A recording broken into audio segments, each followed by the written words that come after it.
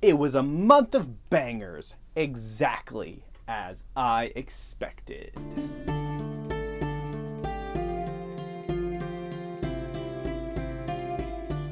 Hello, welcome to my channel. I am Pete. This is the Ponderings of Pete.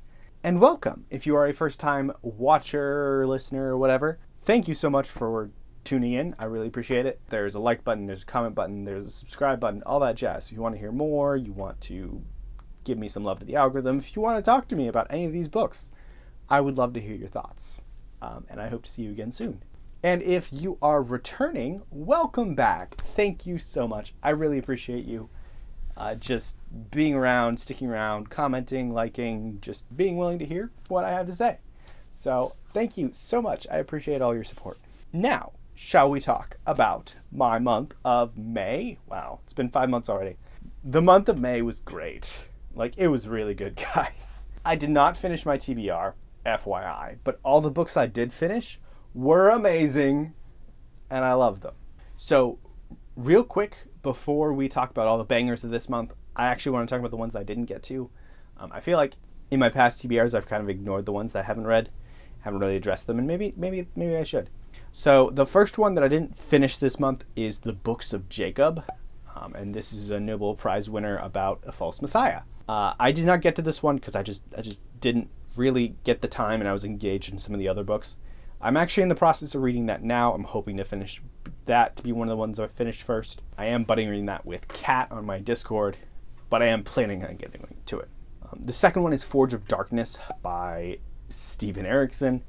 I'm putting my Malazan read/reread off for a hot minute because of my SBFBO commitments for the next 3 months. So I'm putting that on pause. I will get back to Malazan because I have a lot of the books and I really want to get to them. And I want to reread Malazan. Putting Forge of Darkness on hold until, I believe, September. Yeah, September is when I'm going to get back to that. I just have a lot on my plate and I want to get to some other stuff quickly. The next one is The Tyrant's Law by Daniel Abraham. This is the third book in the Dagger and Coin series. Again, this one is like one of the few on my list that wasn't a buddy read, so it had to get pushed to the back, even though I do really want to read it. And I think because of SBFBO and a few other things, I probably will be pushing this one back as well to like September or so, and we'll see when I get to it. I want to finish this series by the end of the year because I'm trying to finish series this year, but we will see. I have so many big books on my TBR that I'm just like, I don't think I can do this. The next one is Voyage of the Basilisk by Marie Brennan.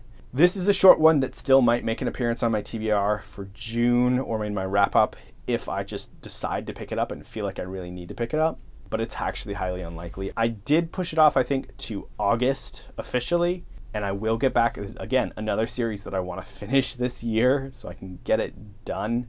Not because I need to get it done, but because I just really love this series and do truly want to read more of it.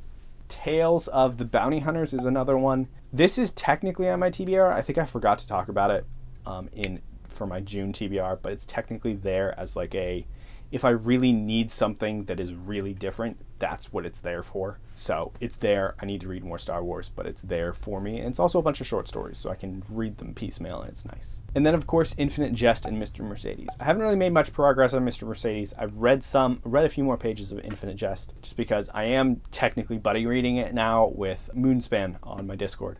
So getting through it, it's definitely a mood book of I really want to think, or I really want to do something. It's very much a mood book to read.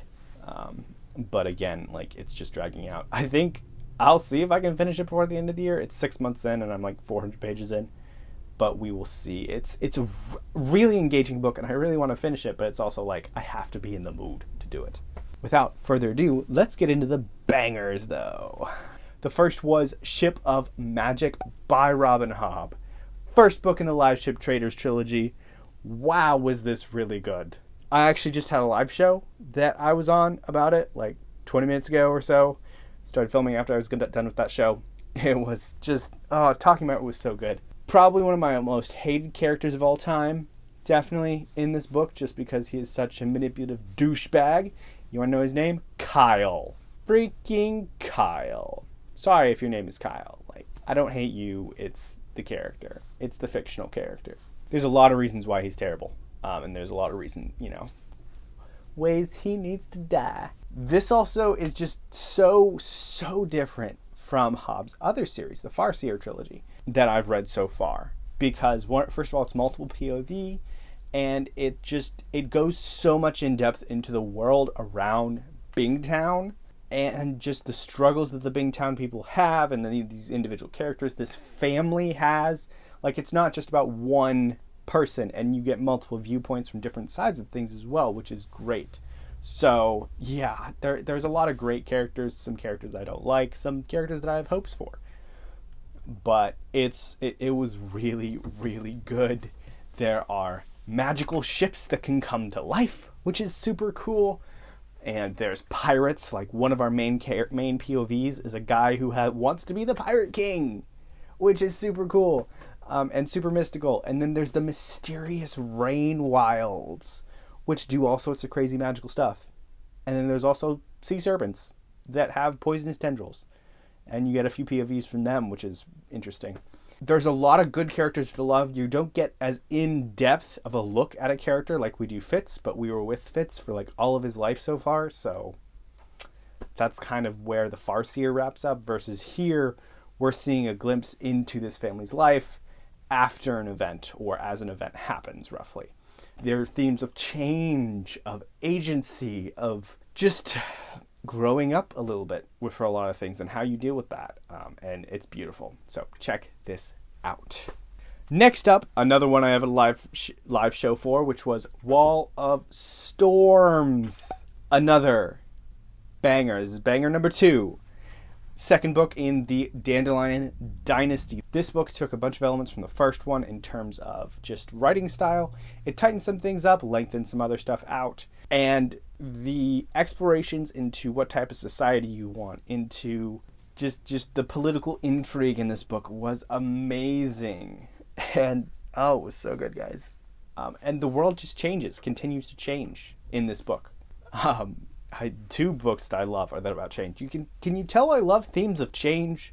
Like, in people dealing with new things and different things, and nations dealing with different things. I really do like seeing that in a book, just change in general, because change is a constant in our world. Why not explore it? The next banger, and I think this is the last one of the bangers that was like super, super long, and that is The Air War by Adrian Tchaikovsky. I mean, this entire series is kind of about change to a certain point, because it's technological and industrial change as the future moves forward. Also World War II in terms of air power. So it's about the air war, and people are finally figuring out how to use airplanes tactically in a military sense. And it's great. It's just great, guys. This one is very similar to an earlier book in the series, Dragonfly Falling, in terms of just themes of war and the epic battles that take place. But it is a lot tighter than Dragonfly Falling, because there were several storylines that were just going on in order to advance the overall plot that added very, very little to the actual plot of the book, and were almost pretty much distracting. And there's only one storyline that really didn't contribute to the overall plot of this book, and everything else was super, super tight. It definitely gives you a sense of what's going on in the different camps of the world and the war, and just, it's great. I won't tell you who's at war, because that would be a spoiler, and also I would clarify, this is book 8 in a series. So check out the rest, please. It's a very underrated, underappreciated isn't the right term. I would say it's one that is not trumpeted to the winds enough. In fact, a friend of mine on Alan's Discord, Benghis Khan, he had a very excellent kind of essay that he put on r/fantasy. I will link that down below. Go check it out if you want to know more about this series and just why you should read it. He compares it to Sanderson in a lot of things. And he says it's kind of like more Sanderson than a lot of other books that are recommended after people read Sanderson. So, yeah. Check out his article, because like his essay that he wrote, because it's great. Speaking of Alan's channel, the next one was an official buddy read on his channel. And this banger was called 1,000 Names. Why was it a banger? You got military, you got strategics, you got some interesting characters put in some interesting situations. And you have this flintlock amazingness. Like, this is not a flintlock fantasy that is as magical as, say, Powder Mage, because that one is just straight up bonkers anime. But it is a lot more subtle. The fantasy is there, the magic is there. It really doesn't pick off into the last half. But if you like historical fiction, like military historical fiction, like whether you like sharps or something along those lines, if you like just straight up military tactics and stuff like that, like this is the book for you, because there's some great stuff in it. It was a really good book, and I'm realizing how much I love like military fantasy type of books, like this Flintlock one. So yeah, this was a treat. All right, 2 more. The second to last one is the Nine Fox Gambit. I made a review for this one. Really great book. Amazing entry to a first series. We got military, we got leadership, we got space magic, ? Is it magic? Is it science? Who knows? But it definitely looks like magic. This was a really, I've been wanting to read this for a while, recommended by Angela at Literature Science Alliance, and it was freaking fantastic. Go watch the review for more. What I'll say here, space and military, I don't know how to describe this. It's definitely, you get that character look, but you also get like some crazy conspiracy theories happening around this militaristic part. There are definitely parts of it that remind me of The Expanse. Mostly the invasion of a space station, essentially. Reminds me of a few scenes from The Expanse series. Definitely check this out if you like books that don't hold your hand, because there's a lot of world building that is done more through implication than through info dumping.